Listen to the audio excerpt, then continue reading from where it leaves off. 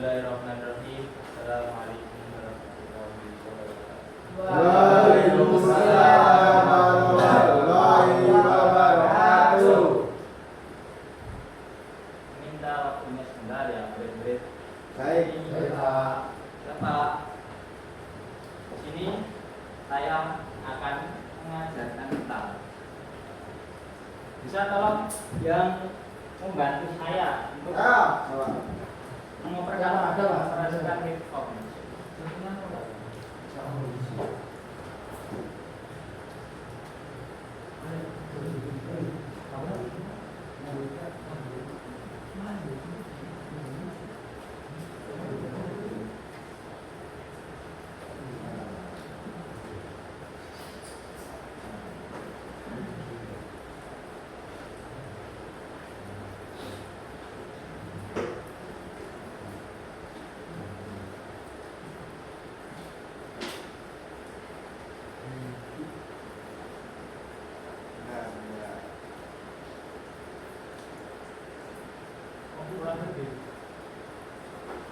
Nah, Pak, saya tanya teman dulu.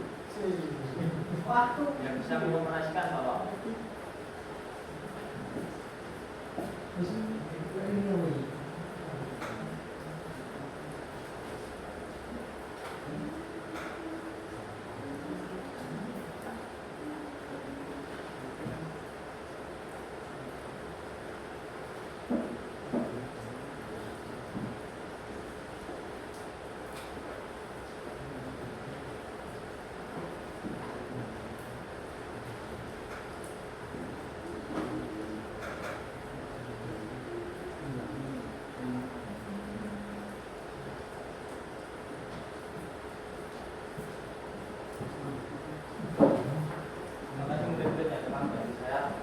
Sebelum saya menyampaikan materi pada hari ini, izinkan saya untuk mengabsen murid-murid sekalian.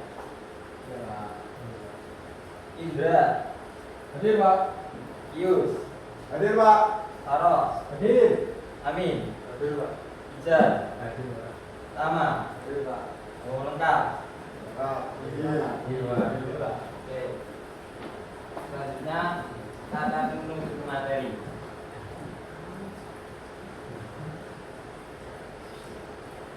Sebelum menuju ke materi, salah satu murid kita akan membacakan ayat suci Al-Quran. Waktu dan tempat kepada Yus saya persilahkan.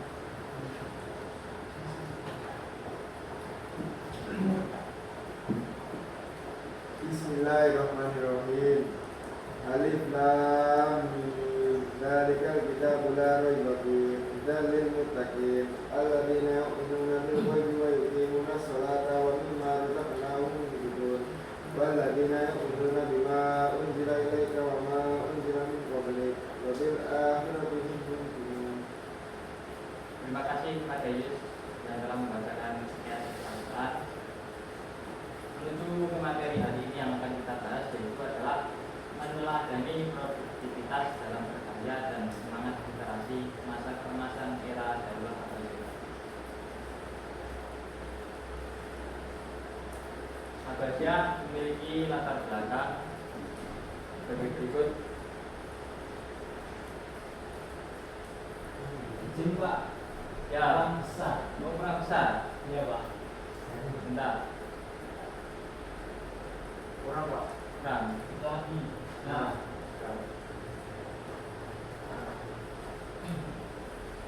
itu adalah latar belakang dari Abbasiyah. Pada masa Abbasiyah, peradaban Islam mencapai puncak kejayaan, di mana Baghdad sebagai ibu kota berkembang menjadi pusat ilmu pengetahuan terbesar di dunia.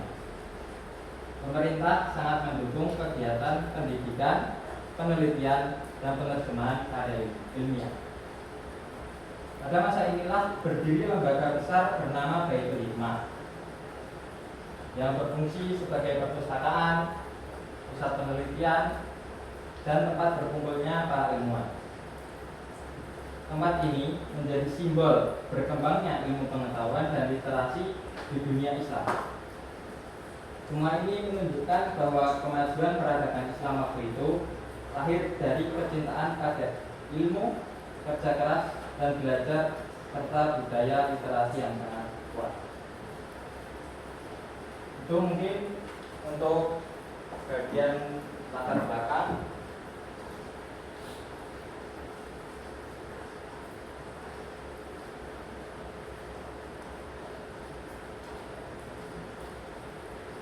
Faktor-faktor kepercayaan. Ada yang bisa membacakan atau kurang besar atau tidak? Kurang sedikit.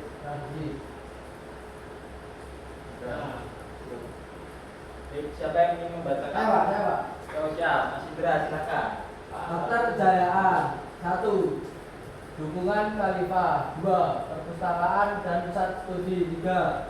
Toleransi terhadap ilmu dan perbedaan peradaban lain. Oh, terima kasih Mas Indra. Berikut adalah penjelasan apa sih yang menjadi faktor kejayaan pada masa Bani Abbasiyah itu.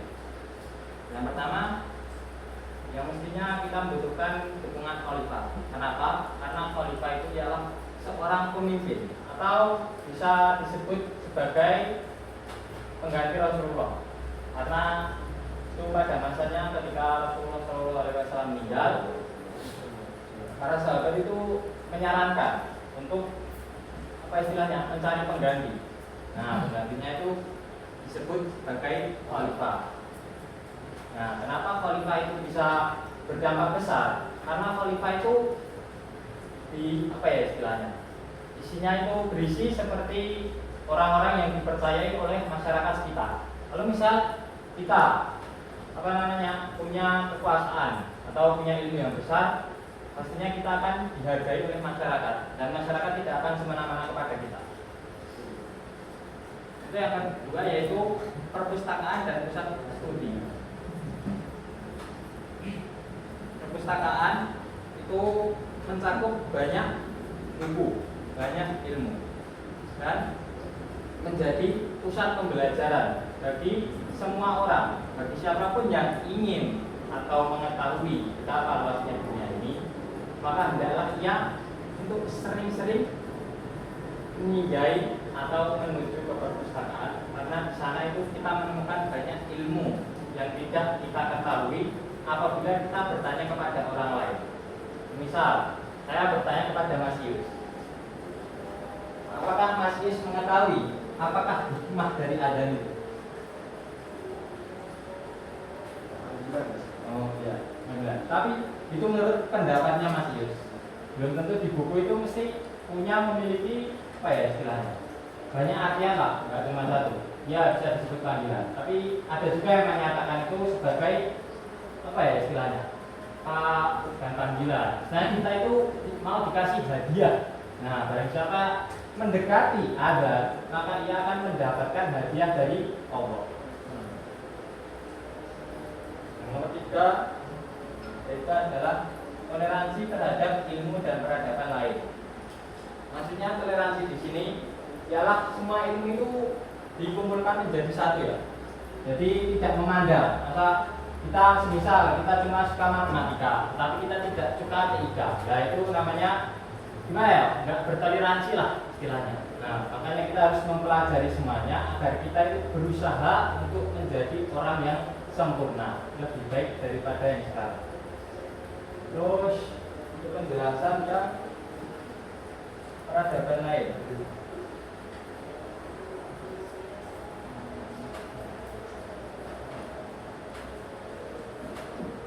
Untuk peradaban lain, ya intinya masih sama seperti toleransi itu, cuma ya kita istilahnya menyesuaikan lah masa zaman sekarang dengan zaman dahulu. Karena zaman sekarang itu kebanyakan Gen Z.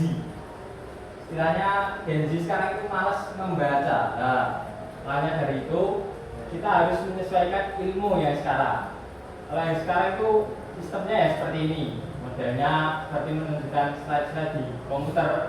Zaman dahulu kan kita masih disuguhkan dengan modul, masih disuguhkan dengan buku paket. Selanjutnya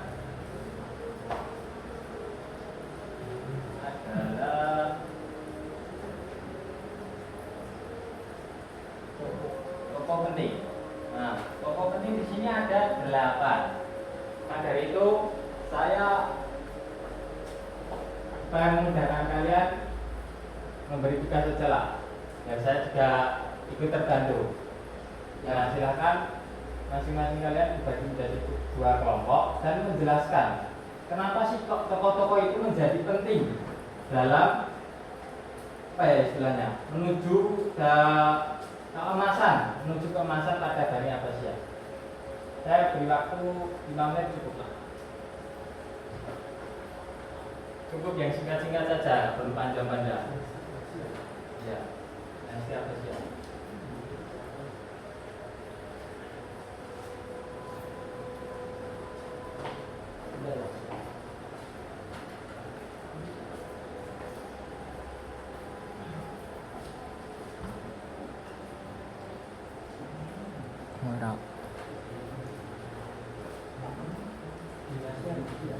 Ya, dinasti Abbasiyah itu ya. Pertanyaannya apa, Pak? Maksud yang saya tanyakan ialah kenapa tokoh penting apa ya istilahnya?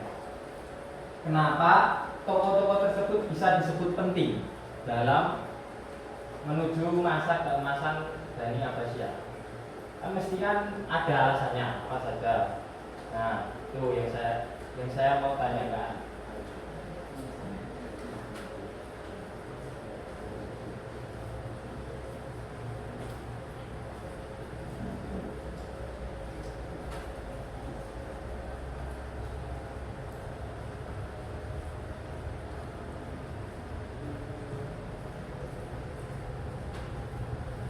Izin menjawab Bapak. Siap, silakan Mas Yus. Yang pertama, mereka menggantikan dinasti Umayyah dan memindahkan ibu kota ke Baghdad. Yang kedua, masa pemerintahan mereka dikenal sebagai zaman keemasan Islam, di mana ilmu pengetahuan, filsafat, dan seni berkembang pesat. Yang ketiga, mereka mendukung perkembangan ilmu pengetahuan dan teknologi seperti astronomi, matematika, kedokteran, dan arsitektur. Yang terakhir, mereka juga mengembangkan sistem administrasi yang efektif dan membangun jaringan perdagangan yang luas. Terima kasih Mas Yus atas penjelasannya. Ya, betul apa yang dikatakan Mas Yus sudah benar. Yang pertama adalah Harun ar-Rasyid dan Al-Ma'mun ialah khalifah yang menjadi pelindung dan pendukung ilmu. Maksudnya apabila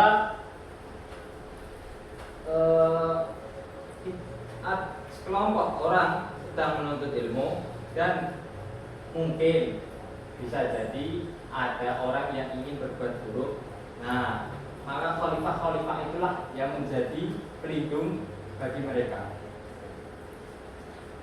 Ada lagi selanjutnya Al-Khawarizmi ialah bapak aljabar dan pencetus algoritma.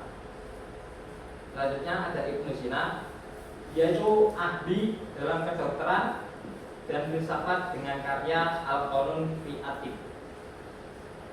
Selanjutnya ada Ibnu Haytham, pelopor ilmu optik dan metode ilmiah modern. Selanjutnya ada Jabir bin Hayyan, bapak ilmu kimia. Dan yang terakhir Al-Farabi, ahli filsafat yang disebut guru kedua setelah Aristoteles. Selanjutnya ialah tentang semangat literasi. Saya ingin menunjuk salah satu dari kalian untuk membaca. Silahkan Mas Amin untuk membaca slide tersebut. Semangat literasi. Kalau kurang besar bilang saja. Semangat literasi, budaya membaca dan menulis. Umat Islam dengan mulai dari buku menulis catatan dan memperluas ilmu. Penerjemahan karya ilmiah. Banyak karya dari Yunani, Persia, India, dan Romawi diterjemahkan ke bahasa Arab. Baitul Hikmah sebagai pusat literasi, perpustakaan besar, pusat penelitian, dan tempat berkumpulnya para ilmuwan. Terima kasih Mas Amin.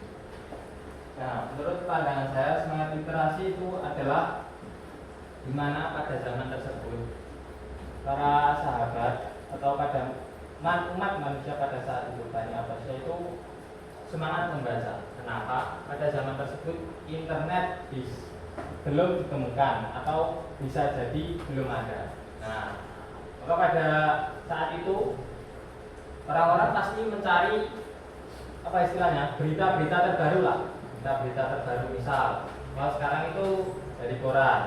Nah, mungkin kalau dari zaman dahulu itu kalau ingin mencari apa ya, mencari hadis lah. Hadis itu jaraknya itu jauh sekali. Seperti kalau sekarang mana ya, Solo ke Sragen, Semarang. Nah, seperti itulah jaraknya, istilahnya jauh. Dan mereka itu melewati padang pasir. Sekarang ini naik motor, naik bis, pesawat, apa-apa serba simpel. Nah, kalau zaman dahulu kita harus semangat literasi alias semangat untuk membaca.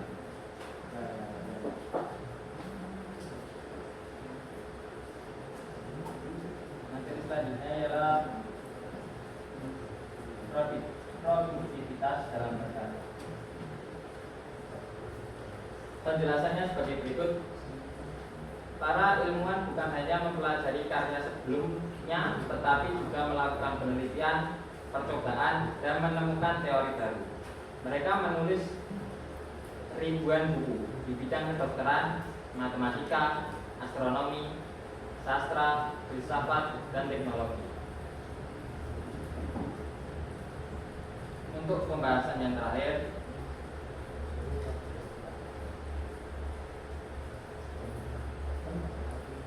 ialah nilai inspirasi. Nilai-nilai apa saja yang kita ambil pada materi kali ini ialah dari masa keemasan Islam ini ada beberapa nilai yang dapat kita ambil, seperti kita harus cinta ilmu, kerja keras, dan disiplin, inovasi dan kreatif, keterbukaan terhadap pengetahuan lain. Ilmu digunakan untuk kemaslahatan umum. Sebelum saya tutup materi pada hari ini, saya ingin memberikan beberapa soalan yang akan saya tulis di papan tulis, dan salah satu di antara kalian silahkan menjawab pertanyaan-pertanyaan berikut.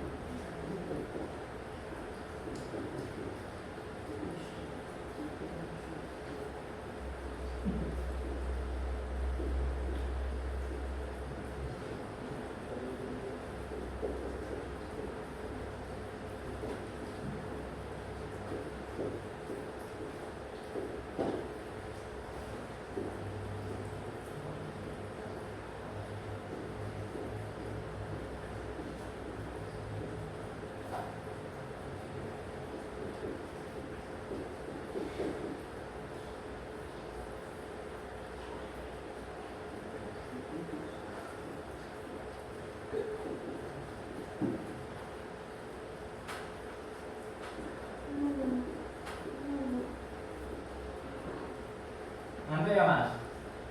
Iya Pak. Bentar lagi selesai aman. Iya Pak. Oh, siap. Cuma 2 aman aja. Oke.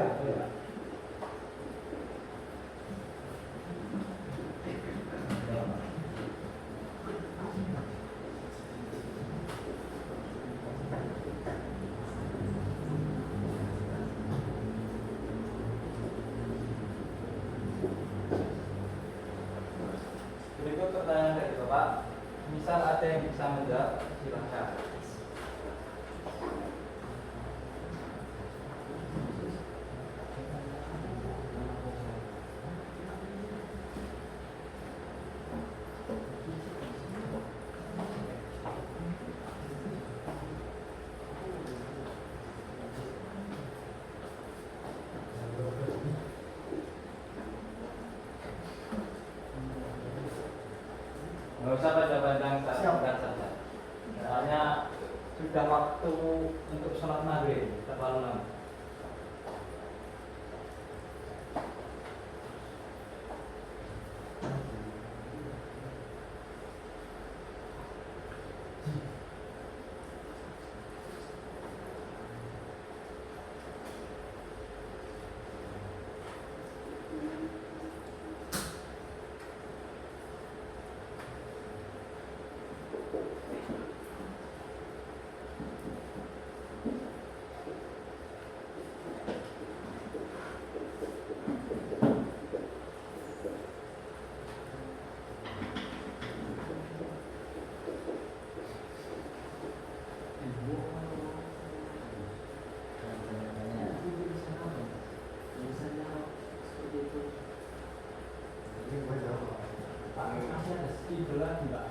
Bentar, ini masih ada, siapa yang mau maju?